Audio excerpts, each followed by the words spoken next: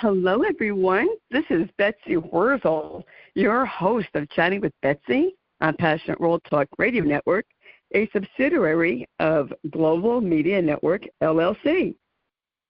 And our mantra is to educate, enlighten, and entertain. The views of the guest may not represent those of the host of the station.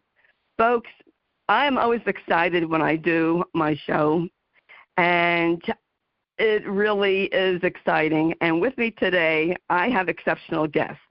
And I had to thank Lisa Warren, who's president of Lisa Warren PR, because she sends me wonderful guests.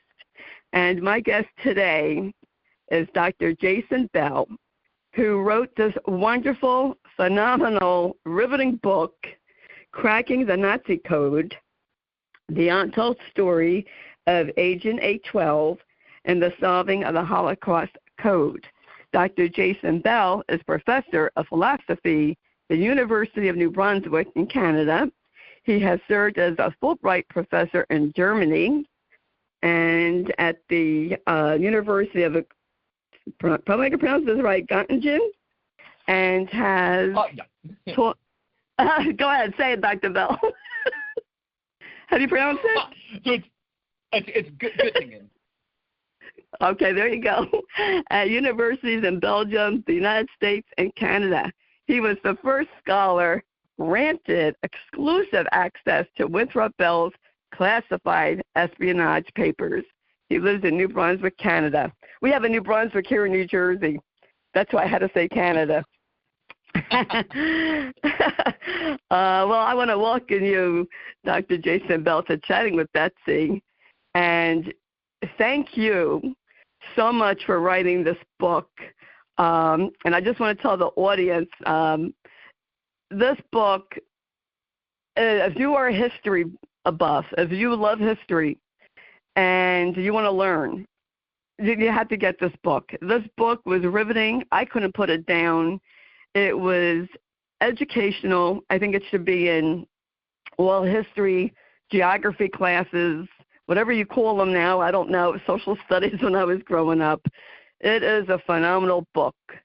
And I was telling Dr. Jason Bell before, on a personal note, this book touched me personally because my mother's parents fled Europe during World War I because they were Jewish. They were kicked off their land. And I was thinking about them as I was reading this book. So I want to thank you, Dr. Jason Bell, for not only coming on, and you're going to tell us about Winthrop Bell, but for writing this wonderful book. Great job. Excellent job. Thank you so very much, Betsy. I really appreciate it. You are welcome. I know, I'll just tell the audience, there is no relation between you, Dr. Jason Bell, and Winthrop Bell. How did you come across this fascinating man, his story? Well, so it goes back about 16 years. So I was completing a dissertation, my PhD in philosophy at Vanderbilt University, and I was trying to connect the philosophical worlds of American pragmatism and German phenomenology, which struck me as being very similar, although in the history of philosophy they tended to be treated as completely different, so as if they were kind of hermetically sealed, but they sounded to me similar. And so I made a research trip to Göttingen in Germany, where some of the pragmatists had studied and where the phenomenologists taught, just to see if I could find a missing link. And that's where I found the missing link, which was Winthrop Bell's doctoral dissertation, which he completed in 1914, explaining the pragmatists to the phenomenologists. But that dissertation was missing a couple of pages. I found that they were housed at Mount Allison University in Eastern Canada, but they were under restriction. I did not know at the time why they were under restriction, but I wrote to the university. I asked for those restrictions to be lifted, and a couple weeks later, the university agreed. I subsequently learned that was after they had checked with Britain's Foreign Office to confirm that the classified restrictions had been lifted. So I went in to Mount Allison, and this would have been 2008, and I returned 2009, 2010. But that's when I found out that he was not just a philosopher who taught at Harvard and University of Toronto, among other interesting things he did in philosophy, but that he was also an MI6 spy for Great Britain and for Canada in this period after World War I and in the lead up to World War II. That was amazing to me about being a spy, because my mind goes to James Bond automatically. And that's kind of, what I was thinking.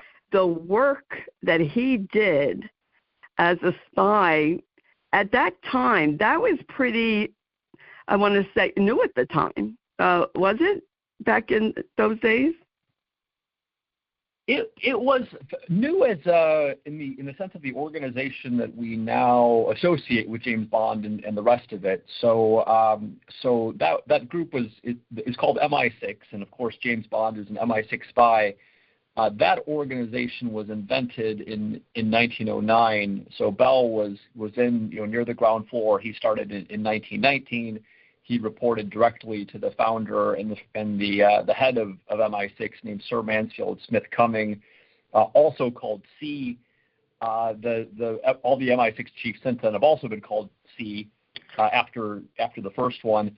There were, of course, Britain had spying going on before that, but it was departmental. It tended a lot of times to be through the Navy. So MI6 was the civilian organization that coordinated all of it, and it's the British equivalent of our CIA in America. And how did Winthrop Bell become this amazing spy? So it was accidental in a lot of ways. So it goes back to his experience in Göttingen before World War I.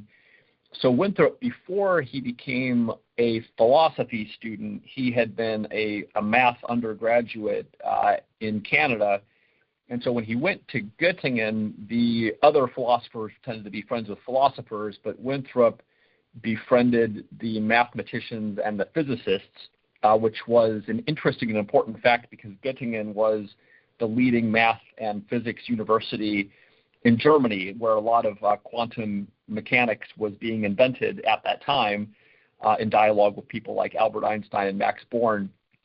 So Winthrop knew these people, and it was just because of honest curiosity he was interested in mathematical and physics developments. But when World War I broke out in the summer of 1914, his close friends were recruited into Germany's military intelligence network.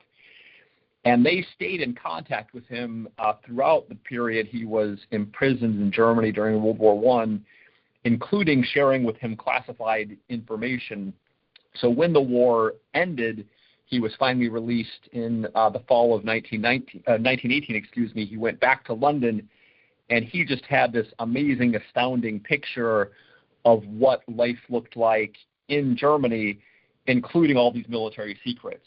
So Britain had not realized this when they first interviewed him, but military intelligence officers and politicians interviewed him and realized that he knew all these things that nobody else knew, and they quickly arranged for him to be recruited into the intelligence bureau. At first, they offered him a desk analyst position in London, and he said, no thanks. If that's all you're going to offer me, I'm going to head back to Harvard to teach there. The only way I'm going to work for you is if you get me a dangerous undercover assignment in Germany. And they pulled some strings, and they made that happen. Yes, that's what's so fascinating, the way he met people and the people that he did meet. I mean, his life was literally on the line every time that he met these people. I mean, they knew he was a spy. He would have been killed immediately. So I wish that more people knew about Winthrop Bell. Why is it that we don't hear about him? Well, there's a couple reasons. So one of them is that his papers remained under restriction. So scholars just were not allowed to go in and look at this until the restrictions were finally lifted. The other reason is that Winthrop Bell preferred anonymity. So after World War I, he was offered, after his first period of espionage ended and he began teaching at Harvard, he was offered a prestigious honor called membership in the Order of the British Empire, which he refused. And we don't exactly know why he turned it down, but one of the reasons surely was if he had accepted it, the names of the what are called the OBEs were published in the press. That would have blown his cover, and it would have also revealed to these German right-wing extremists who his contacts had been in Germany, so it would have been dangerous all around. So he was wise to have turned that down. Then later on, during World War II, Winthrop was offered national-level directorships of various organizations associated with the war, and he turned those down because he wanted to be responsible for directly building the munitions that would be fighting the Nazis. So he intentionally picked this what he saw as kind of a humble behind-the-scenes role that would actively be involved in fighting the Nazis rather than something that would have brought him national media attention and made him famous, well-known, and put in the history books. Wow. To me, I got the impression that he was a very humble man, what you would call referred to as a Renaissance man. He was just, I want to say, unique in a good way.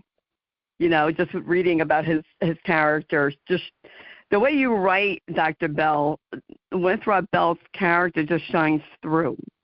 Like you picture this man, and you just could picture him, and I just think that a movie, folks. I think a movie should be made about this man, Winthrop Bell. I hope it does. I hope a movie is made so people can learn more about him. But definitely buy this book and read it. What Nazi plans did he first uncover, Dr. Bell? Well, the very earliest was in the spring of 1919. So the kind of grand discovery is that the Nazis came together in the spring of 1919, and this is about a half year before Adolf Hitler even got involved at the ground floor. And Hitler wasn't, at first in the fall of 1919, he was an extremely minor player in the movement. But 6 months earlier, Winthrop discovered the moment that the Nazis actually were created as the union of right-wing anti-Semitic forces, the nationalists that had gone back years, along with a faction of the left-wing communist extremists who were linked to Moscow. So he discovered a plot for another world war that would carve up the world between the German nationalist, anti-Semitic racists and the Russian communists. Now, what Bell knew is that the anti-Semitic, anti-Jewish group in Germany actually hated the Russians as well, and were ultimately planning on attacking the Russian communists as well, but they decided to pretend for a while to like the Russians so that they could have a big enough army to win against the democratic West. So he described this before this Nazi group had made any attacks, but later in the year, the Nazis began attacks in Eastern Europe. They were planning to take over the Baltics with an attack on Riga, killed many, many Jews during this time. In Ukraine alone, there were something like 100,000 Jews that were killed during this period. But the Nazis had far bigger plans than that, and I actually quote the New York Times in 1919 saying that if these marauding mercenaries win, the lives of millions of Jews will be lost. So this is, functionally speaking, the Holocaust, plans for the Holocaust, but those were blocked in 1919 because Bell was able to get word out to Britain, which sent warships and ferried in troops to block these German attacks that were going in the Baltics and shattered the German army that was there. This was not an official German army. It was mercenaries, but they were incredibly well armed and well funded. But they were no match at the time for British warships and the troops that the British were able to ferry in.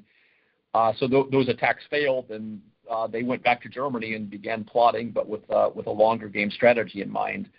And throughout the year, Bell was describing the strategy that it was going to be oriented towards killing the Jews, that it was going to ultimately involve an attack on the West that had defeated them during the war, and that they were becoming incredibly well prepared. So by the beginning of 1920, Bell warned Britain they had something like 1 million troops that were being trained, and this was all outside of the Versailles Treaty. So the Versailles Treaty said that official Germany could have around 100,000 troops, but this group of Nazis had already far outstripped the official army that they were training in the shadows.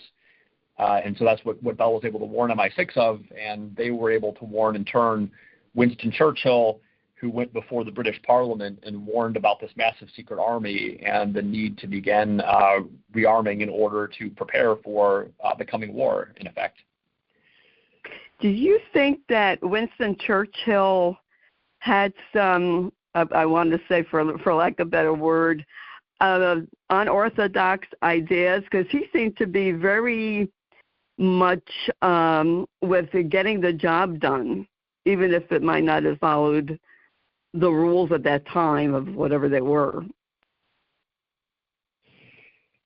Absolutely, and I'd say, I mean, yeah, he's Winston Churchill is a quirky individual who was very smart, and he trusted himself, and it made him immune to a lot of the groupthink that was going on. And I'd say the first kind of instance of this, and it put Winston and Winthrop were on the same team. There was a tremendous appetite in Britain after World War I to want to punish the Germans and to let them starve to death. And so these reports started coming out of Germany about starvation, mass starvation, and a widespread reaction in the British press was to say, good, they deserve it. They were causing all of us this suffering, and now they need to suffer in turn. But Winston Churchill had these chivalrous ideas that when an enemy is defeated, then you immediately should render aid. And Churchill, politically, was really single-handedly, just virtually single-handedly, I should say, moving in order to protect German lives. Immediately after World War I ended, these were innocent German lives that were being lost to starvation. Winthrop Bell was supplying the secret intelligence.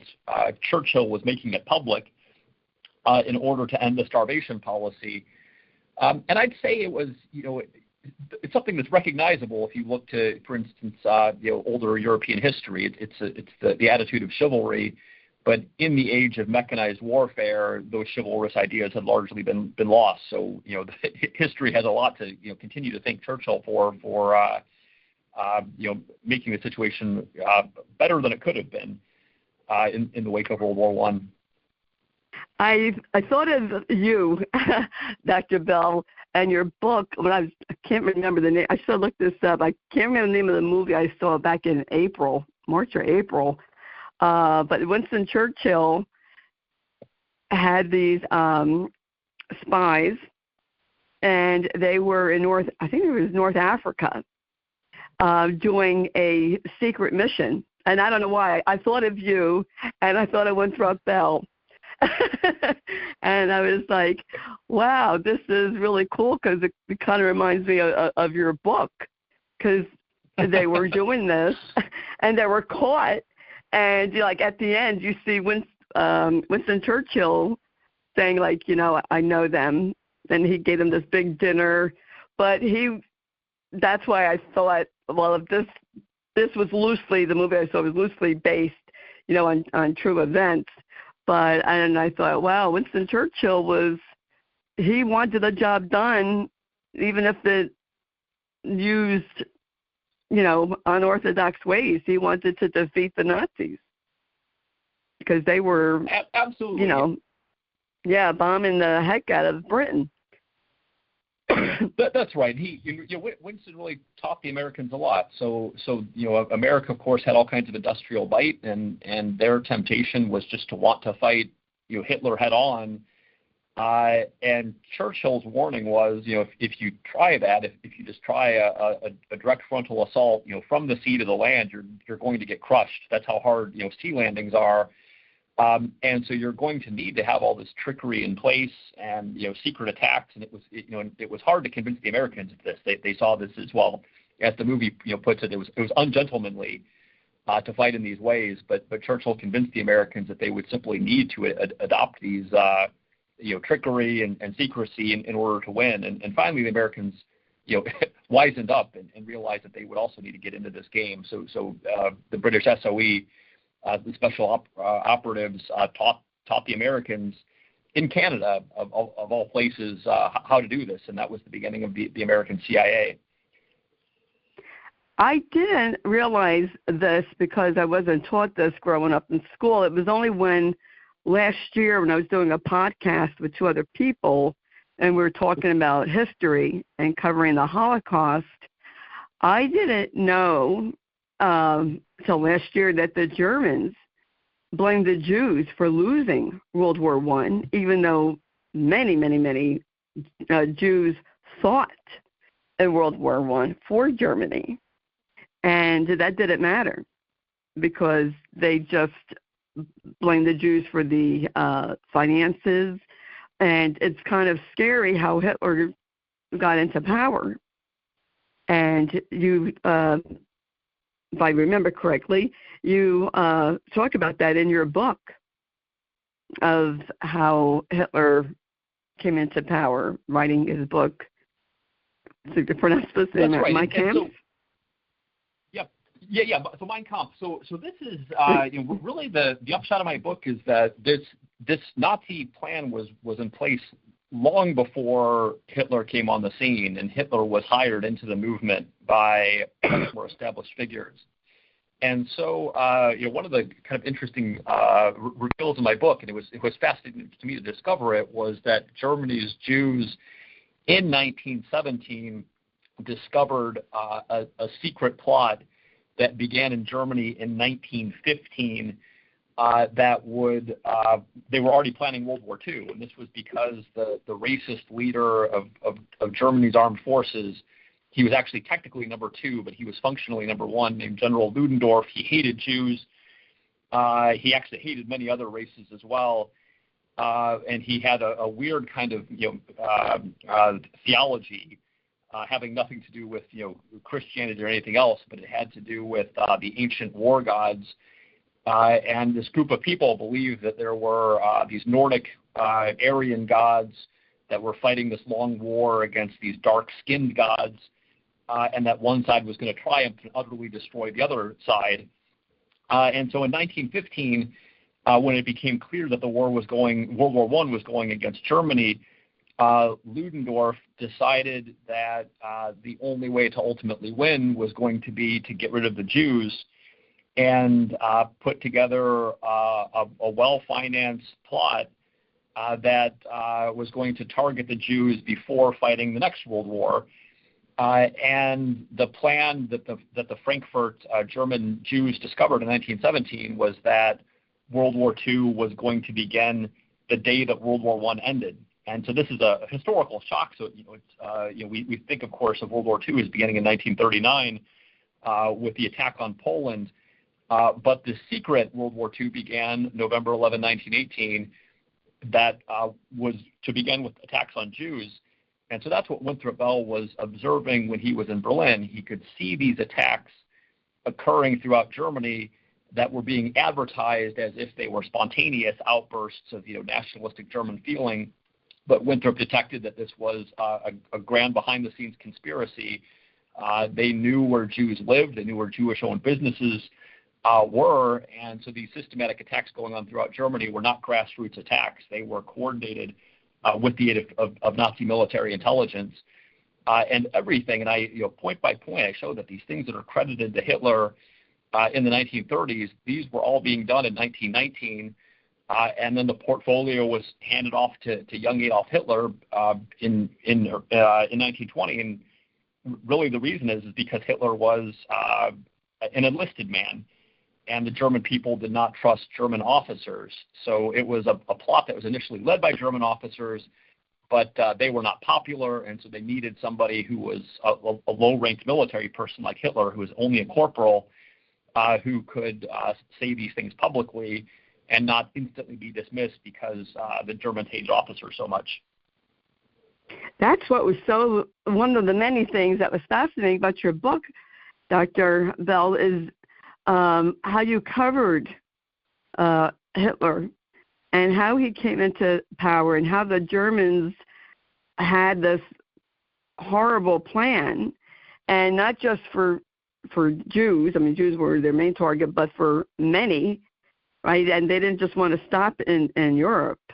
When I think about World War I, and my memory doesn't remember much about learning about World War I, although I know I did. When I think about, like, my grandparents came over, I think they were also had to, they fled through Europe, went on a ship. So I think they came over here in 21, 22. But the part that Russia they lived in is now considered the Ukraine. So they were literally told, get off, get out. And they couldn't take anything with them. And what my grandmother told me about how they hid from the soldiers, sleeping in cemeteries, hiding in basements. My grandmother saw a baby being smothered so they wouldn't find them because the baby was crying. People just can't even fathom what these people in Europe went through before World War I, during World War I, and World War II. It is just mind-boggling. And it's mind-boggling to have such a plan, or I should say such a hatred to begin with, to have a plan to exterminate people because of ethnic, what they are or what they believe, color of their skin.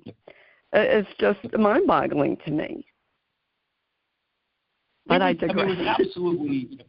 No, it's not a digression at all, and this is really important to the story of my book because these events, these anti-Jewish attacks that were happening during World War I and after World War I, they're overshadowed because, of course, we think of what Hitler did, but what Hitler did was an outgrowth and an extension of this German military plot. And I should emphasize here, it was an unofficial plot at first during World War I. So there were very, very high-ranking German officers who were supporting the extermination of the Jews. It was never official German military policy or political policy during World War I. But this General Ludendorff was setting up the conditions from 1915 forward so that this would become eventually German military policy. And that's why you get, this weird kind of conflict. So Adolf Hitler, looks like this mastermind who put this all together. But at the same time, we know that he was, militarily incompetent, and he made all kinds of, absurd decisions that were not very, smart. But we can now, see why that is. That there were really two forces going on. One was very well organized. Hitler was going to be a spokesperson for this movement, but he was not the original mastermind of it. But eventually, he was able to get rid of his opponents within the Nazi regime and take control of himself. But if it had not been Hitler, it would have been somebody else who would have been doing this. And unfortunately, that somebody else could have been a lot more militarily competent than he was. So it's kind of an awful thought to think that Hitler was maybe the least bad person to be in charge of World War II because he kept on making these disastrous military decisions that caused the Nazis to lose. It could have been worse if there had been somebody in General Ludendorff's model who was he was an impressive military strategist, but he's the one who supported Hitler in his early career and made sure he was getting promoted and things like that. But absolutely, and what was happening with your grandparents, this was, it was the intentions of the Holocaust, and there were plans already in 1919 to utterly exterminate European Jews, and very, very many of them were killed in systematic attacks, and it would have gotten even worse in places like Ukraine, if not for the fact that the democratic West finally wisened up and set weaponry to defeat them. That's why your book is so educational. It's just so full of information that I feel that you don't learn anywhere else. Like, where else are you going to find about Winthrop Bell? This is such a, I don't know if it's classical is the word for it, Dr. Bell, but your book is such a page turner, because I keep want to know what happened. I was reading this book till 2, 3 o'clock in the morning. I couldn't put it down, and thinking, well, what's going to happen next? I wanted to ask you, I think to me in reading this, and I read this a couple of months ago, so forgive me if I don't remember. You're Jason, Winthrop Bell, did they have trouble believing him, his findings? Like, this is going to happen? Well, yep. I'd say, there were different factions in MI6, and, well, in the Foreign Office. And I should say that MI6 believed him. So it's clear that the head of MI6, Sir Mansfield Smith Cumming, believed Winthrop and was getting Bell to meetings with prominent people to convince them that this is what was happening. And that included people like the Prime Minister of Britain, David Lloyd George. I give evidence in my book that Bell was able to convince David Lloyd George. But David Lloyd George was the Prime Minister of a coalition government along with the Conservatives. And the Conservatives were, unfortunately, they did a lot to block Winthrop's plans. And a couple of things were going on. So one of them was the Conservatives were obsessed with getting rid of communism, and so they just weren't able to picture what Winthrop Bell was telling them, which was that there was this anti-Semitic movement that was appearing. And then in the book, I show that this anti-Semitic movement was in order to trick the British in the West.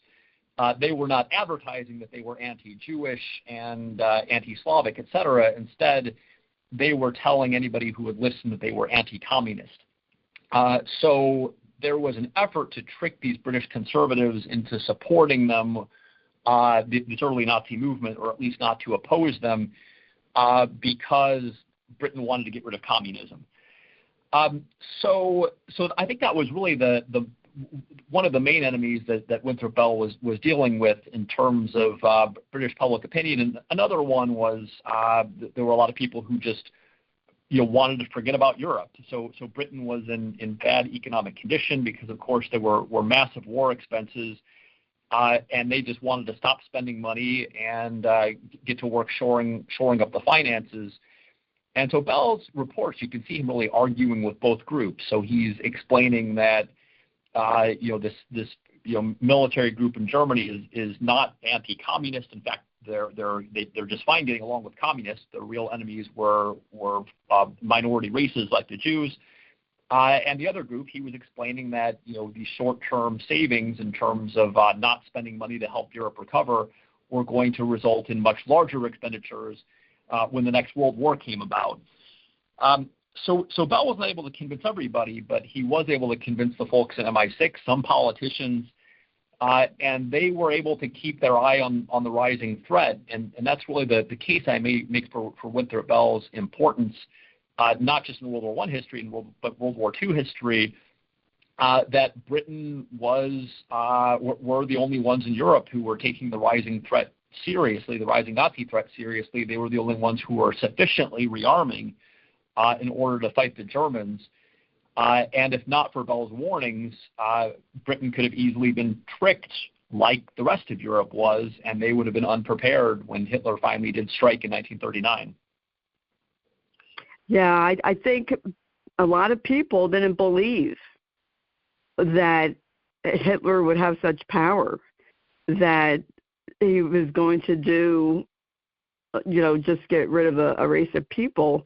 And I found out, I take these classes sometimes through the Arizona Jewish Studies from Arizona University, and I learned that a lot of Jews became communist because they thought that communism would treat them equally versus how they were treated in other places. I thought that was pretty ironic because the communists didn't like Jews either. But that's why Jews became communists. So it's just, go ahead, Dr. Bell. I was going to say, it was a tale of different kinds of communism. So there was in Western Europe, in places like Germany, where of course Karl Marx was from, there was this kind of original, liberal spirit of communism, which was not racist. But then in Moscow, where a certain mode of communism took over, they were comfortable there with racist ideas, and that's kind of the communism that we now think of. Those are the communist movements that aggressively try to spread throughout the world, which are deeply wedded with racism, which Karl Marx himself had no place for. But the kind of more liberal communism was exterminated. It was these people from Germany and elsewhere would flee to the Soviet Union. They thought they would be safe there, and then Stalin would just kill them. So a militarized brand of communism took over, but Stalin, just like Hitler, was not revealing these secret plans. Hitler, right through 1938, was pretending that he was peaceful, that all he wanted was for Jews to voluntarily leave Germany. He was not advertising that he was going to kill them. And likewise with Stalin in the Soviet Union, when he was starving people to death in Ukraine. When rumors and reports of this were getting out, Stalin was denouncing them as cruel lies designed to hurt the workers of the world. So there were a tremendous amount of lies going on, and subsequently, when we think of how weak-willed people were in history, not combating these movements, I think we can forget that that the Stalin and the Hitler that we know by history what they did. Early Stalin and Hitler were liars who were pretending that they were civilized people, and they were not advertising these atrocities that were going on. Right. Yeah, that's true. As we wrap it up here, Dr. Bell, what would you like people to know about Winthrop Bell?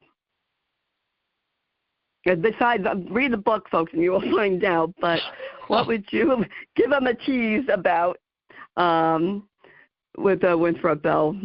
Because I just think it's a fascinating person. Well, there's a couple of things. So one of them is I think his profound importance is showing just how important establishing post-war peace is. And I can think, just as I was coming in to talk to you today, I was thinking of the huge run-up to the Gulf Wars and how everybody's watching it on TV, and it became like a national sport. And it's like, oh wow, we really beat him, and we really beat Osama bin Laden. But people lose interest in the post-war period when terrorism and all these other horrible things develop in a vacuum. And a lot of that, Winthrop Bell is showing, can be prevented if we pay attention to the post-war piece, getting young people employed so that they aren't tempted to become terrorists for pay. And Bell, again and again and again, was explaining to his bosses in Britain that these young people who were employed by the terrorists in Germany tended themselves to be apolitical. All they wanted was money so that they could feed their families and themselves. There were the terrorist leaders were the ones who hated the Jews. They had the money and they had the jobs when there weren't jobs elsewhere. I think the other thing I want readers to know about Winthrop Bell is that he took threats against minorities seriously, and I think again and again one of the reasons in history that Jews are targeted is for the simple reason that there aren't many of them, and that eventually what Winthrop Bell showed is that these attacks go beyond the Jews. And so this is something we saw, in October 7th, the October 7th attacks on Israel, is that the terrorists were not stopping with killing Jews. They were killing anybody who was nearby, and likewise with Hitler. So it began with attacks on the Jews, but it quickly spread beyond them. So I think Winthrop shows a reason for solidarity with racial minorities that are being attacked. And for reasons of not of charity but of self-interest, that if we let these attacks on racial minorities continue, eventually they're going to be targeting larger and larger groups, and there's going to be no end of the killings. So I think that's something that we need to be very sensitive to today in a rising climate of anti-Semitism. There's reasons for groups other than the Jews to stand in solidarity with Jewish people. To prevent these small fires from turning into wildfires. Oh, absolutely, because they won't stop. They won't stop with the Jews. Like today it's Jews, tomorrow it could be another group. It is a scary thought, but I just really loved your book, Dr. Jason Bell, and I enjoyed talking to you. And thank you so much for writing this book about Winthrop Bell, letting the world know about this distinguished gentleman who was just a true, was a Renaissance man. He was caring, he cared, he had a passion, and I believe he fought for what he believed. And it's just full of education. I mean, historical events in your book that you don't learn in school. And I want to encourage everyone to read it. Where can they purchase this book, Dr. Bell? Well, it should be, kind of everywhere these days. So I encourage people first to look at their local independent bookstore to keep money in their community. It's also at, Barnes & Noble carries it. It's on Amazon. If you want to support a local bookstore but you don't have one nearby, you can go to bookshop.org, and they'll have the book sent to you by mail, but the money goes to your local bookstore. And where can readers, the audience, connect with you? What's the best? I'm on the internet. I have a website, jasonbell.org, and that gives a list of the places I'll be talking at. So I'm, for instance, going to be at the Institute of World Politics June 26th, I believe. That's in Washington, D.C. But I'm planning on visiting a lot more places in the States through the fall and the winter. So I'll update that website as the dates come available, and I hope to see some of your listeners in person on my tour through the U.S. Well, I hope you're local. You're coming to New Jersey? That's where I am. I hope you come close to where I live. I would definitely come see you speak. I just want to tell the audience, folks, go on the website. I went on the website, and I actually wrote to Dr. Jason Bell telling him how much I enjoyed his book before I even interviewed him, and Dr. Bell did answer me back. So, if you get the book and you enjoy it, I know Dr. Bell would love to hear from you. And the name of the book, Cracking the Nazi Code, the untold story of Agent A12 and the solving of the Holocaust Code. Folks, I highly, highly recommend it. This really was, it was not only educational for me, but it was heart-touching, very heart-touching, very powerful book. And I just highly recommend it. I really enjoyed reading it, and I can't thank you enough for educating not just me, but hopefully the whole world about Winthrop Bell and what he did to really save the world from the Nazis. So thank you again, Dr. Jason Bell. And folks, thank you very much. I really appreciate it. Oh, you're welcome. My pleasure. Thank you for listening. Excuse me. Thank you for listening. All the information about Dr. Jason Bell, where you can purchase the book, will be in the blog that Jeannie White, who's the station manager, writes. And I want to thank Lillian Caldwell, who's CEO of Passion World Talk Radio, who makes this all possible. And thank you for listening, subscribing. If you're not already subscribed to Chatting with Betsy, it is for free on iHeart, Spotify, Amazon Music, to name a few. Share the show. I have guests from all walks of life. Today it was about history, about Winthrop Bell. I talk about everything. This is a variety show. I talk about all different topics with all different kinds of people, and I learn from each and every guest. And as I always say at the end of my show, in a world where you could be anything, please be kind, shine your light bright, because we need it now more than ever. And if you want to follow me, Betsy E. Wurzel, W-U-R-Z-E-L, on Facebook. And if you're looking for a support group, I have hashtag KICK, Alzheimer's Ass Movement. And that's it for today. Be safe, everyone, until we chat again. This is Betsy Wurzel, your host of Chatting with Betsy on Passionate World Talk Radio, a subsidiary of Global Media Network, LLC. Bye-bye now.